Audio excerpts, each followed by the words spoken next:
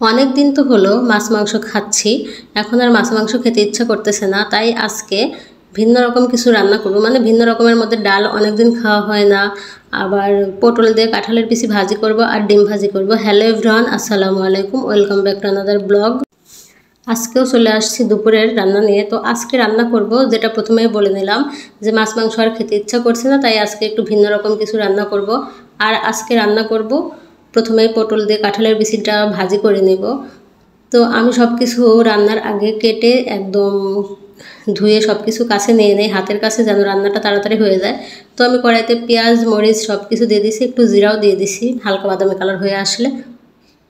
এখন পটল আর কাঁঠালের বিচি দিয়ে দিছি একসঙ্গে ভাজি করার জন্য। আর আপনারা এইভাবে পটল দিয়ে কাঁঠালের বিচি ভাজি কে কে খেয়েছেন সেটা অবশ্যই কমেন্টে জানাবেন, আর কার কার পছন্দ সেটাও জানাবেন। আর যদি কেউ খেয়ে না থাকেন তাহলে এভাবে ভাজি করে খেয়ে দেখবেন, অনেক মজার হয়। আমরা এটা অনেক ছোটোবেলা থেকেই খাই, মানে আগে থেকেই খাই, আর অনেক পছন্দের একটা খাবার, এটা খুব ভালো লাগে।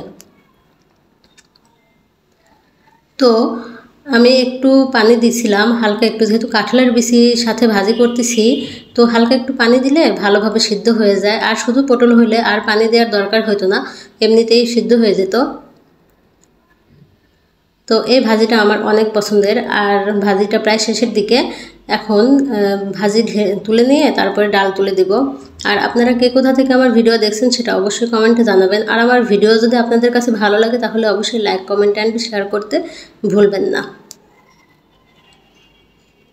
তো আমি ডালটাও তুলে দিয়েছিলাম।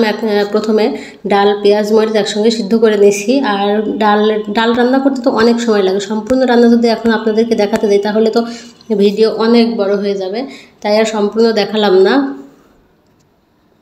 তো এখন আমি বাগার দেব। আর বাগার দেওয়ার জন্য কড়াইতে তেল আর পেঁয়াজ রসুন দিয়ে দিছি। পেঁয়াজ রসুনটা বাদামি কালার হয়ে আসলে জিরা আর কালো জিরা দিয়ে দিব। তো আমি কখনো ডাল সম্বার মানে পাঁচফোড়নটা ব্যবহার করি না, কারণ আমার আম্মু আগে কখনো ব্যবহার করতো না, তাই আমিও ওটা থেকে শেখা। আমার আম্মু তো কালো জিরাও ব্যবহার করে না, শুধু জিরা ব্যবহার করে, তাই রান্না অনেক সুন্দর হয়। আসলে মায়েদের রান্না অনেক মজারই হয়। তো ডাল বাগার দেওয়া শেষ, এখন ডিমটা ভাজি করে নেব দুইজনের জন্য। তো এটা আমাদের দুপুরের খাবার, রাতে হয়তো অন্য কিছু করলেও করা লাগতে পারে, সেটা পরে দেখা যাবে। তো এখানে আমি একটা ডিম ভেজে নিচ্ছি আমাদের দুজনের জন্য। তো ডিমটা ভেজে দুই ভাগ করে নেব, এগুলো দিয়ে দুপুরে খাবার হয়ে যাবে। আর অনেক দিন পরে এগুলো খাবার তো অনেক মজার হয়েছিল, অনেক ভালো লাগছিল। মাছ মাংস প্রতিদিন খেতে ইচ্ছা করে না, এটাই ঠিক। তো ভিডিও আর বেশি বড় করব না, সবাই ভালো থাকবেন, সুস্থ থাকবেন, আর পরবর্তী ভিডিও আসা পর্যন্ত আমার পেজের সাথেই থাকবেন। আল্লাহ হাফেজ।